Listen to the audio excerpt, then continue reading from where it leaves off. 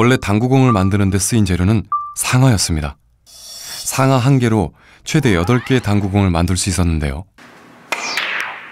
당구가 일반인들에게 보급되면서 당구공 수요가 급격하게 늘어났습니다.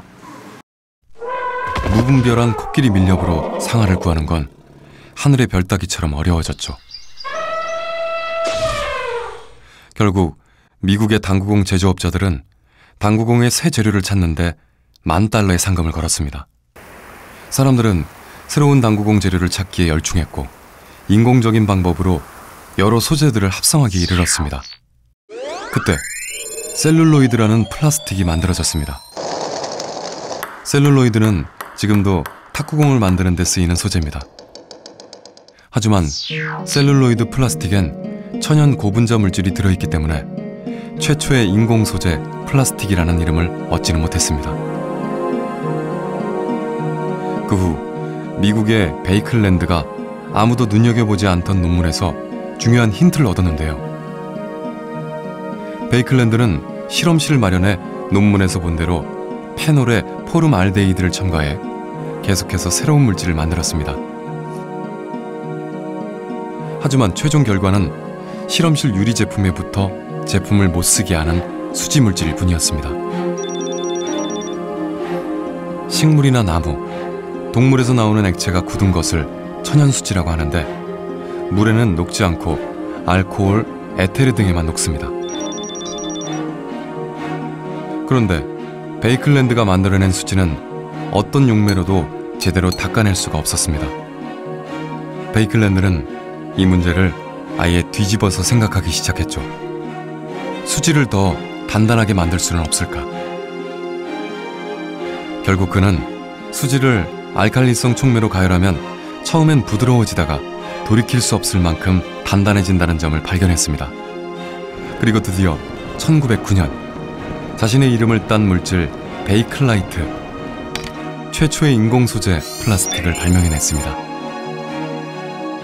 전 세계 제조업체는 베이클라이트에 열광했습니다. 전기를 안전하게 사용하기 위해선 절연 물질이 필요했는데 바로 베이클라이트가 적합한 소재였습니다. 한번 모양을 만들면 원래대로 되돌아가지 않는 성질을 가소성이라고 합니다. 뛰어난 가소성을 지닌 플라스틱은 모양, 색상, 무게, 강도 등을 쉽게 조절해 만들 수 있고 날씨나 화학물질에 의해 잘 손상되지도 않습니다. 인공적인 합성품이 속속 만들어지고 있던 1920년 독일의 유기화학자 슈타우딩거는 폴리머, 즉 고분자 물질이라는 개념을 고안해냈습니다.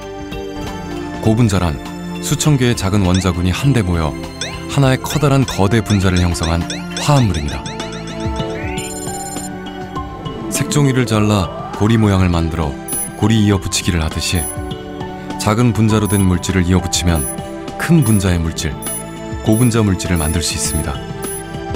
고분자 개념이 알려진 뒤 듀퐁사의 연구원 월리스 캐로더스는 나일론을 발명해냈습니다. 플라스틱을 가는 실로 길게 뽑는 것이 나일론이었습니다.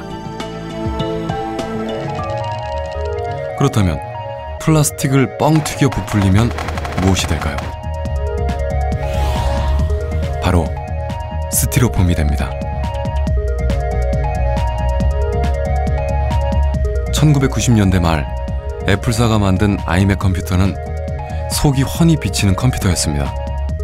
깨지지 않으면서 유리처럼 투명한 플라스틱, 폴리카보네이트를 사용했죠. 1969년 인류가 최초로 달에 착륙했을 때도 플라스틱이 사용됐습니다. 닐 암스트롱이 달 표면에 발자국을 찍는 순간 쓰고 있었던 헬멧도 폴리카보네이트로 만들어졌습니다. 혹시나 손상되지 않을까 전전긍긍하며 사용해야 했던 많은 일상용품들이 망치로 때려도 깨지지 않는 폴리카보네이트로 재탄생했습니다. 예전엔 탄산음료가 모두 유리병에 들어있었는데요. 그러나 무겁기도 하고 병따개로 뚜껑을 따다가 다치는 사고도 많았습니다. 이러한 유리병의 문제점을 해결하려고 등장한 것이 플라스틱의 일종 페트병입니다. 생수병은 좀 더 가볍고 두께도 얇고 아랫부분이 평평합니다. 하지만 콜라나 사이다병은 굴곡이 있고 대여섯 개의 볼록한 발이 달려 있습니다. 탄산음료엔 이산화탄소가 들어있어서 압력이 높아 그 압력을 나눠줘야 하기 때문입니다. 자연이 아닌 인간이 만든 합성 소재. 인류는 위대한 창조를 했지만 잊은 것이 있었습니다. 바로 그것이 부메랑이 되어 인류에게 돌아올 모습입니다. 누구나 한 번은 가보고 싶어하는 환상의 섬 몰디브. 최근 드러난 몰디브의 속살은 충격적입니다. 몰디브의 산호초 섬 중 한 곳, 틸라푸시 섬. 그 섬의 또 다른 이름은 쓰레기 섬입니다. 몰디브 정부는 몰디브에 몰려드는 관광객이 버리는 엄청난 쓰레기를 처리하기 위해 약 20년 전 틸라푸시 섬을 매립지로 정했습니다. 하루 330톤이 넘는 쓰레기가 유입됐는데 문제는 쓰레기 대부분이 썩지 않는 합성 소재라는 점입니다. 플라스틱을 소각 처리하는 과정에서 나오는 독성 가스가 섬에 가득 차 있고 일회용 플라스틱 병이 산처럼 쌓여 있습니다. 썩지 않는 쓰레기 때문에 틸라푸시 섬의 면적은 하루에 1제곱미터씩 늘어나고 있습니다.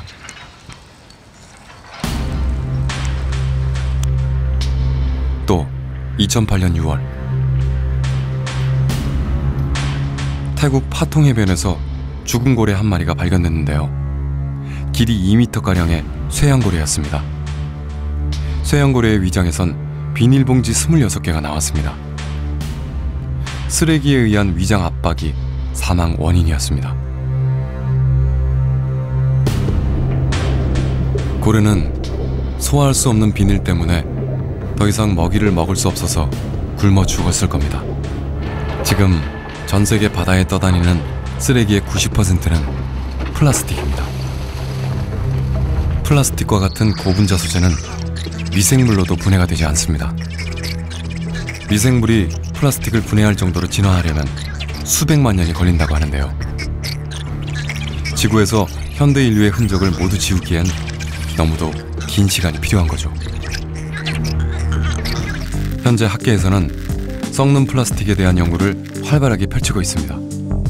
식물에서 전분이나 셀룰로스 같은 고분자를 얻어 플라스틱을 만드는 것입니다. 또한 식물성 오일은 폴리우레탄을 제조하는 데 사용됩니다. 이외에도 전기가 잘 통하는 플라스틱, 자석이 붙는 플라스틱, 극한 온도와 압력, 강도 등에 잘 견디는 플라스틱도 개발되고 있습니다. 플라스틱은 처음 개발될 땐 단지 천연물에 대한 대체제로서의 용도로 한정됐었습니다. 하지만 오늘날엔 천연에는 존재하지 않는 물질까지도 개발되고 있는데요.